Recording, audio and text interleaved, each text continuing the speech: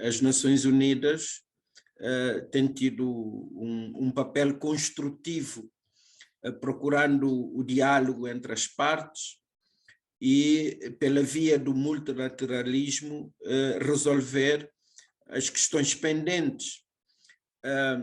O importante neste momento é apelar ao diálogo, à cessação de todas as hostilidades e à busca construtiva da paz. E é isso que as Nações Unidas, sob a liderança do seu secretário-geral, têm feito. Nós vamos essencialmente falar dos desafios atuais e que se referem aos pequenos estados insulares em desenvolvimento. Fomos pesadamente fustigados pela pandemia e agora este aumento exponencial dos preços e que tem tido reflexos muito profundos em Cabo Verde. Nós queremos que a comunidade internacional preste atenção a esses impactos e que, somados aos impactos das mudanças climáticas, estão a colocar enormes e complexos desafios a todo o mundo, mas particularmente aos estados mais vulneráveis. E são esses os aspectos que nós vamos essencialmente falar. Mas também, enquanto Presidente da República, pretendo assumir um protagonismo na proteção do património natural e cultural a nível de todo o continente africano.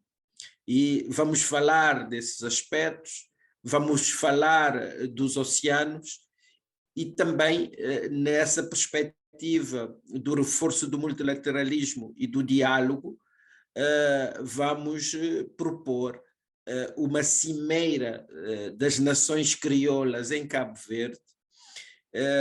As nações crioulas destacam-se pelo encontro de culturas, de nações, de povos, pela tolerância, pelo diálogo, e queremos um pouco aclarar o contributo de Cabo Verde na afirmação das nações crioulas e a necessidade de hoje, mais do que nunca, respeitarmos num ambiente de tolerância o direito internacional, a soberania dos Estados, a integridade dos diferentes territórios e defender o multilateralismo e a solução negociada dos conflitos no quadro da Carta das Nações Unidas. Tem havido um conjunto de decisões, tanto a nível das Nações Unidas como a nível da União Africana ou da União Europeia. Em 2013 realizou-se em Samoa a cimeira dos chefes de Estado e do governo dos pequenos estados insulares, e com uma forte participação das Nações Unidas, da União Europeia e das instituições financeiras internacionais, e saiu o Samoa Pathway. Os pequenos estados insulares também deram um enorme contributo para a conferência sobre o clima que se realizou em Paris. Muitas das decisões resultam do contributo dos pequenos estados insulares. E agora está-se a trabalhar o índice multidimensional da vulnerabilidade. O que precisamos neste momento é de uma maior capacidade de implementação.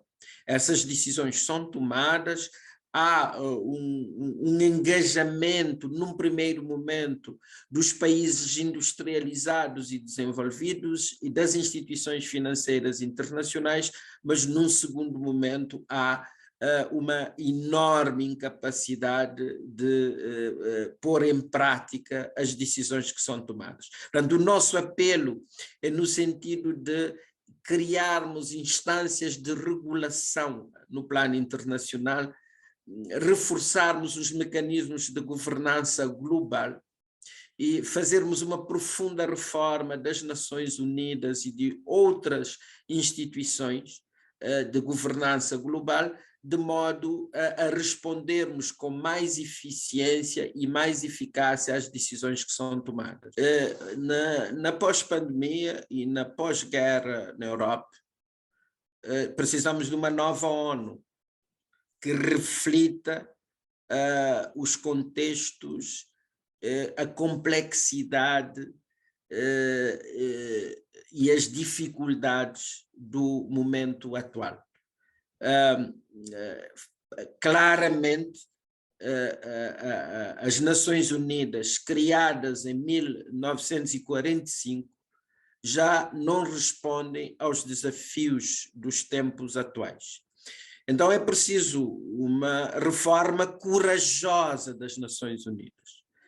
E quem defende o multilateralismo claramente tem de trabalhar nesse sentido. Não será fácil, há muitos países, muitos estados que se beneficiam com a situação atual e pretenderão manter o status quo. Será uma luta permanente no sentido de se conseguir mudanças profundas a nível do sistema das Nações Unidas. Temos, por exemplo, países como o Brasil, países como a África do Sul, ou a Nigéria, ou o Egito, outros países africanos, claramente que deverão poder fazer parte. Portanto, teremos é que reforçar a participação da África, reforçar a participação da Ásia e da América Latina no Conselho de Segurança. É claro que há um excesso de participação da Europa e o contexto geopolítico na altura permitia essa configuração, até porque ainda estávamos num contexto colonial, em que esses países eram as grandes potências mundiais. Hoje, com as independências e com a ascensão do Sul, é fundamental abrir espaços para que outros países possam participar e outros espaços geoestratégicos possam ter uma voz a nível do Conselho de Segurança das Nações Unidas, e devemos claramente rediscutir toda a problemática do veto.